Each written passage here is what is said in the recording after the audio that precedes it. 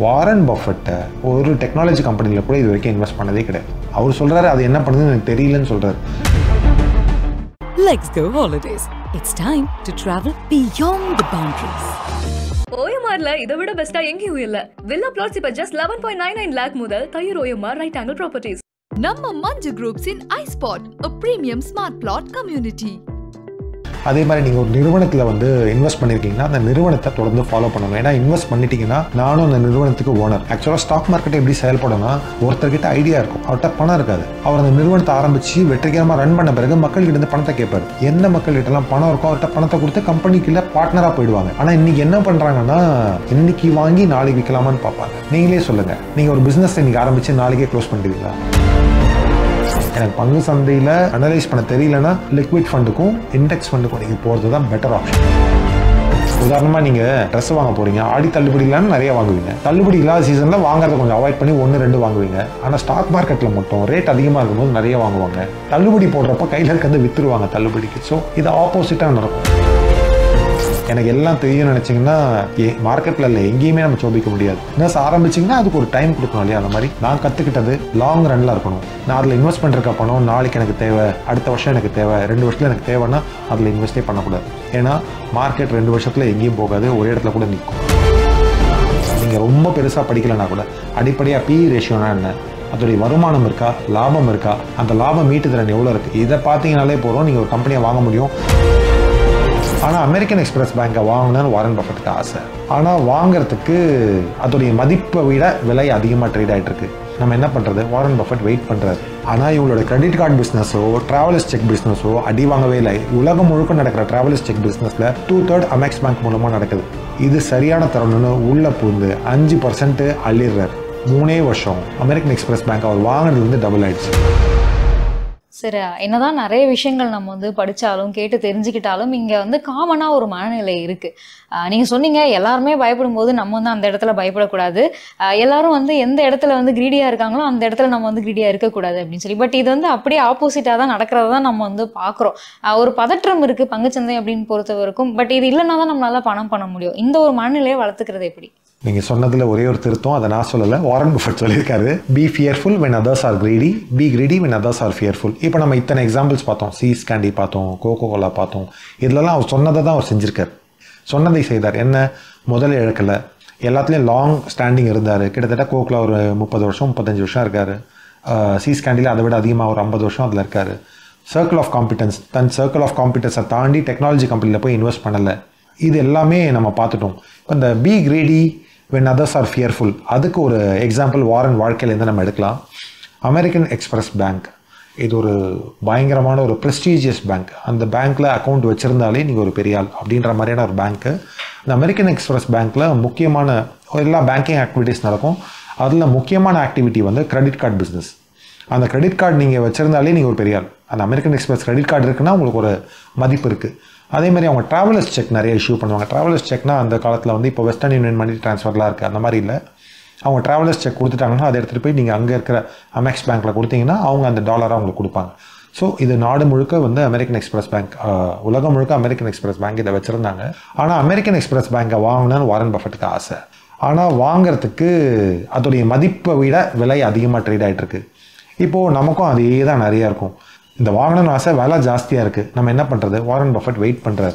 இந்த American express பேங்க்கில் வேர் house ரெசிப்ட்னு சொல்லுவாங்க. அதாவது வேர் ஹவுஸ்னால் ஒரு பெரிய ஒரு கோடவுனில் உங்கள் பொருட்களை நீங்கள் பாதுகாத்து வச்சுருப்பீங்க. அதுக்கு ஒரு ரெசிப்ட் இருக்கும், அங்கே எந்த பொருள் இருக்குது, அதுக்கு எவ்வளோ மதிப்பு, அந்த ரெசிப்டை கொடுத்து நீங்கள் பேங்க்கில் லோன் வாங்கலாம். அலைடு வெஜிடபிள் ஆயில் கம்பெனி அப்படின்னு சொல்லிட்டு ஒரு கம்பெனி இருக்குது. அந்த கம்பெனி வந்து இந்த வெஜிடபிள் சாலட் ஆயில் அதை தயாரிக்கிறவங்க, சோயாபீன் ஆயில்னு சொல்லுவாங்க. அவர் என்ன பண்ணார்னா அவருடைய வேர் ஹவுஸில் சோயா ஆயில் வந்து நிறைய ஸ்டோர் பண்ணி வச்சுருக்காரு. அந்த வேர் ஹவுஸ் ரெசிப்டை கொண்டு போய் நிறைய பேங்க்கில் கொடுத்து அதுக்கு பேஸ் பண்ணி கடன் வாங்குறாரு. ஒரு 100 ரூபாய்க்கு இருக்குன்னா ஒரு 60 ரூபாய்க்கு கடன் வாங்குவார். அமெரிக்கன் எக்ஸ்பிரஸ் பேங்க்கில் அதே மாதிரி கடன் வாங்குறாரு. அதை வாங்கி என்ன பண்ணாருன்றது தான் பியூட்டி. அதை வாங்கிட்டு போய் ஆயில் மார்க்கெட்டில் ஃபியூச்சர்ஸ்னு சொல்லுவோம். நம்ம ஃபியூச்சர் அண்ட் ஆப்ஷன் டெரிவேட்டிவ்ஸ் அதுக்குள்ளே ரொம்ப போக வேண்டாம். ஃபியூச்சர்ஸ் என்னென்னா அதை வாங்குறாரு. ஆயில் விலை ஏறும் அப்படின்னு ஒரு பெட் கட்டுறாருன்னு வச்சுக்கோங்களேன். அங்கே போய் அந்த ஃபியூச்சர்ஸை வாங்குறாரு. ஆட்டோமேட்டிக்காக ஃபியூச்சர்ஸ் வாங்கும்போது அந்த ஃபியூச்சர்ஸ் விலை ஏறுது. ஃபியூச்சர்ஸ் விலை ஏறும்போது ஆயில் விலையும் ஏறுது. அப்போ இவரோட கோடவுனில் இருக்க ஸ்டாக் விலையும் ஏறுது. வெளியில் ஒரு ஆயில் விற்கும் போது ப்ராஃபிட்டபிளாக விற்கிறாரு, எக்கச்சக்கமாக ப்ராஃபிட் பண்ணுறாரு. பட் அதில் ஒரு சின்ன ஃப்ராடு வேலை பண்ணுறாரு. என்ன பண்ணுறாருனா, இருக்கிற கண்டெய்னரில் ஃபுல்லாக கடல் தண்ணியை நிரப்பிடுறாரு. உங்களுக்கு தெரியும், ஆயில் தண்ணி மேலே மிதக்கும். கடல் தண்ணியை நிரப்பிட்டு அதுக்கு மேலே ஆயில் மட்டும் ஒரு சின்ன தின் லேயராக போட்டுட்டு அது ஃபுல்லாக ஆயில்னு சொல்லி எல்லா பேங்க்லையும் கடன் வாங்கி வச்சுருக்காரு. இப்போ நம்ம தங்க நகை கடனுக்கு வருவோம். நீங்கள் கவரிங் நகையை கொடுத்துட்டீங்க, அடமான வச்சு அதை வாங்கிட்டீங்கன்னா அது விற்றா காசு வருமா? வராது. இப்போ பேங்க்குக்கு நஷ்டம். அமெரிக்கன் எக்ஸ்பிரஸ் பேங்க் இந்த அலைட் வெஜிடபிள் ஆயில் கம்பெனிக்கு எக்கச்சக்கமான கடன் கொடுத்துருக்காங்க based on the warehouse receipt. இது உள்ள இன்ஸ்பெக்ஷன் வந்த ஒரு பையன் இதை கண்டுபிடிச்சிட்டான். உள்ள இன்ஸ்பெக்ஷன் வந்த ஒருத்தன் வந்து இதை கண்டுபிடிச்சி இந்த விசில் ப்ளோயர், நான் இந்த இன்ஃபோசிஸில் சொன்னேன் பார்த்தீங்களா, அதே போல் உள்ள வேலை செய்கிற அலைடு அந்த வேர்ஹவுஸில் வேலை செய்கிறவனே இதை கண்டுபிடிச்சி அமெரிக்கன் எக்ஸ்பிரஸ் பேங்க்குக்கு இதை போட்டு கொடுத்துட்டான். அமெரிக்கன் எக்ஸ்பிரஸ் பேங்க்குக்கு என்ன பண்ணுறதுன்னே தெரியல. இந்த விஷயம் வெளியில் வந்தோடனே 40% ஸ்டாக் ப்ரைஸ் அடி வாங்கிடுச்சு. அது ட்ரேட் ஆகிட்டு இருந்தது 40% கீழே இறங்கிடுச்சு. ஏன்னா இவங்க கொடுத்த கடன் திரும்ப வராது. ஆண்டோனியோன்னு சொல்கிறாலே அந்த ப்ரொமோட்டரையும் அரெஸ்ட் பண்ணிட்டாங்க. இவங்களுக்கு கொலாட்ரலும் கடல் தண்ணி, அதை வச்சு என்ன பண்ணுறது? ஸோ வங்கிக்கு கடுமையான நஷ்டம். தலைவர் வாரன் பஃபெட் உள்ள வர்றாரு. 40% எப்படி விழும்? ஷேரை விற்றா கீழே விழும். நம்ம ரீட்டைல் இன்வெஸ்டர்லாம் வழங்கும் போல் பயந்து போய் ஷேரை விற்றுக்கிட்டே இருக்காங்க. நம்ம தலைவர் உள்ளே வராரு, பார்க்குறாரு, அமெக்ஸ் பேங்க்கில் இந்த இடத்துல மட்டும் அடி வாங்கியிருக்கு. இது ஒரு ஷார்ட் டேர்ம் பிளிப்பு. ஆனால் இவங்களோட கிரெடிட் கார்டு பிஸ்னஸோ ட்ராவலர்ஸ் செக் பிஸ்னஸோ அடி வாங்கவே இல்லை. உலகம் முழுக்க நடக்கிற ட்ராவலர்ஸ் செக் பிஸ்னஸில் 2/3 அமெக்ஸ் பேங்க் மூலமாக நடக்குது. இது சரியான தருணம்னு உள்ளே பூந்து 5% அள்ளிடுறார். 3 வருஷம் அமெரிக்கன் எக்ஸ்பிரஸ் பேங்க் அவர் வாங்கினதுலேருந்து டபுள் ஆகிடுச்சு. இன்றைக்கும் ஒரு போர்ட்ஃபோலியோவில் அமெரிக்கன் எக்ஸ்பிரஸ் பேங்க் வச்சுருக்கிறார். ஸோ இதுதான் மக்கள் வந்து இது வந்து ஒரு டெம்பரவரியா இல்லை பெர்மனெண்ட்டானு தெரியணும். அதை அனலைஸ் பண்ண தெரியாமல் மக்களுக்கு என்னென்னா ஒரு பயம். சைக்கலாஜிக்கலாக பார்த்தீங்கன்னா இப்போ ஆட்டு மந்த மாதிரி மனநிலை, ஹேர்ட் மென்டாலிட்டின்னு சொல்லுவோம்.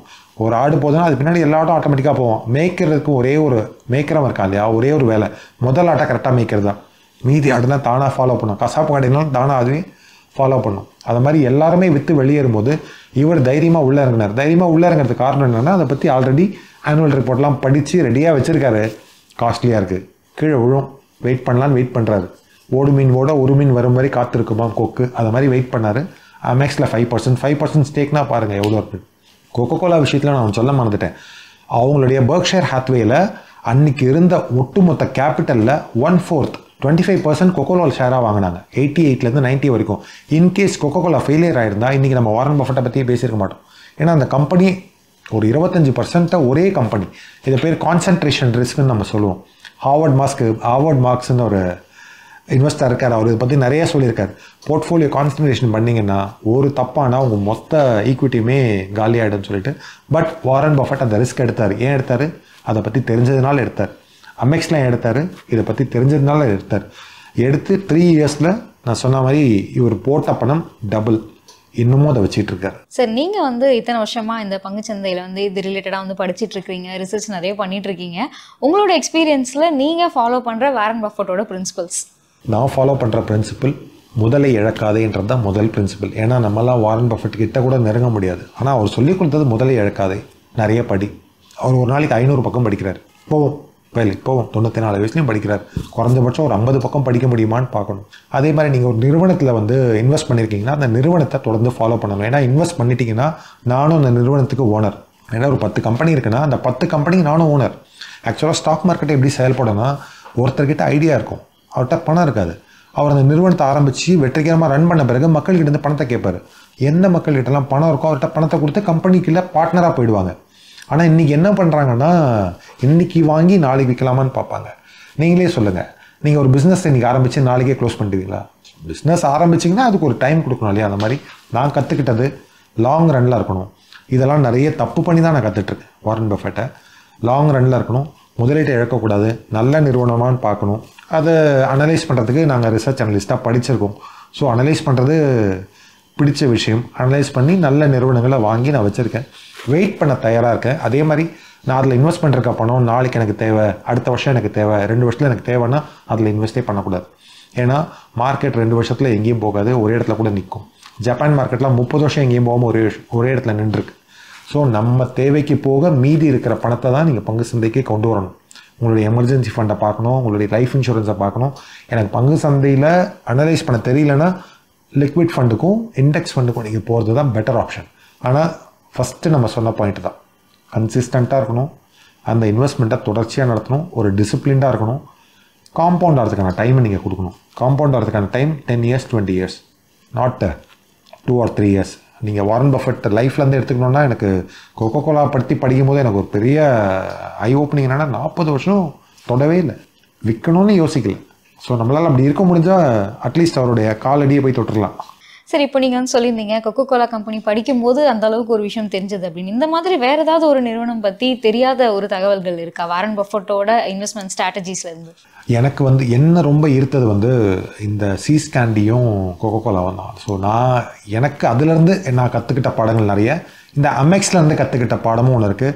நீங்கள் ரொம்ப பெருசாக படிக்கலைன்னா கூட அடிப்படையாக பி ரேஷியோனா என்ன, அதோடைய வருமானம் இருக்கா, லாபம் இருக்கா, அந்த லாபம் மீட்டு திறன் எவ்வளோ இருக்குது, இதை பார்த்தீங்கனாலே போகிறோம் நீங்கள் ஒரு கம்பெனியை வாங்க முடியும். உங்களுக்கு விலை அதிகமாக இருக்க மாதிரி தோணினா இந்த கொக்கு காத்திருக்க மாதிரி காத்துட்டே இருங்க. என்றைக்கோ ஒரு நாள் ஏதோ ஒரு ரீசனுக்காக ஒட்டுமொத்த சந்தையும் சரியும், இல்லை இந்த கம்பெனி சரியும், ஏதோ ஒரு நெகட்டிவிட்டிக்காக இந்த மாதிரி ஒரு கம்பெனி சரியும், அப்போ போய் உள்ளே வாங்குங்க.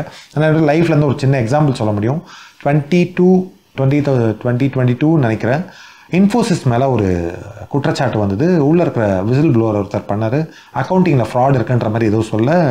இன்ஃபோசிஸ் வந்து வாட் எவர் இட் இஸ் அதை நாங்கள் ஃபேஸ் பண்ணோன்னு சொல்லிட்டாங்க. அன்றைக்கி வந்து 1500 மேலே இருந்த ஸ்டாக்கை தொடர்ந்து அடித்து 670 கிட்ட வந்துடுச்சு.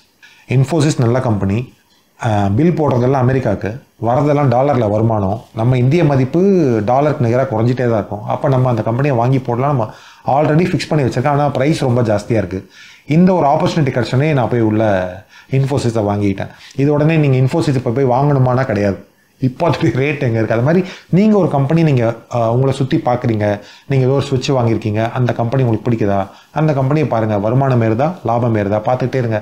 விலை ஜாஸ்தியாக இருக்குன்னு நினைக்கிறீங்களா, வெயிட் பண்ணுங்கள். ஏதோ ஒரு காரணம், ஏதோ ஒரு ரீசன், ஏதோ ஒரு சூழ்நிலை காரணமாக, இன்டர்னலாக இல்லாமல் கம்பெனியை பொறுத்து இல்லாமல் எக்ஸ்டர்னல் சூழ்நிலை காரணமாக ஷேர் விலை இறங்கினா போய் அதை வாங்கி வச்சுக்கோங்க, கண்டிப்பாக அது ஏறும்.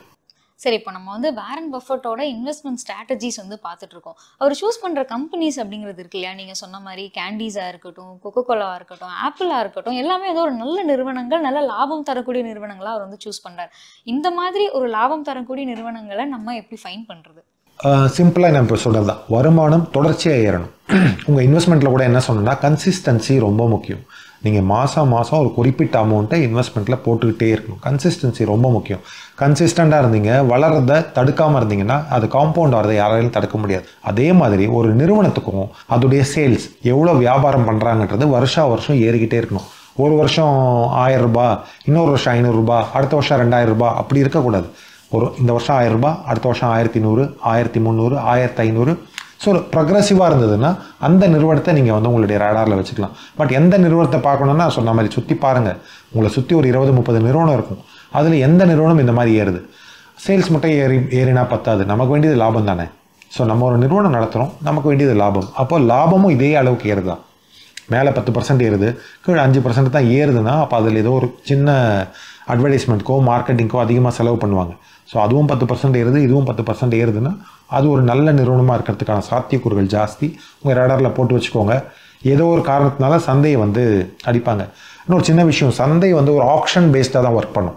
ஏல முறை 1000, இன்னொருத்தர் 2000 கேட்பான், இன்னொருத்தர் 3000 கேட்பான். ஸோ சந்தைக்கு வந்து இந்த நிறுவனத்தோட மதிப்பெல்லாம் எதுவும் தெரியாது. சந்தையில் ஈடுபட்டது ஃபுல்லாக மனிதர்கள், சைக்காலஜி. ஐயோ இது ஏறிட்டே போதேன்னு சொல்லி அங்கே போய் வாங்குவான், இறங்கிட்டே போதேன்னு விற்றுருவான்.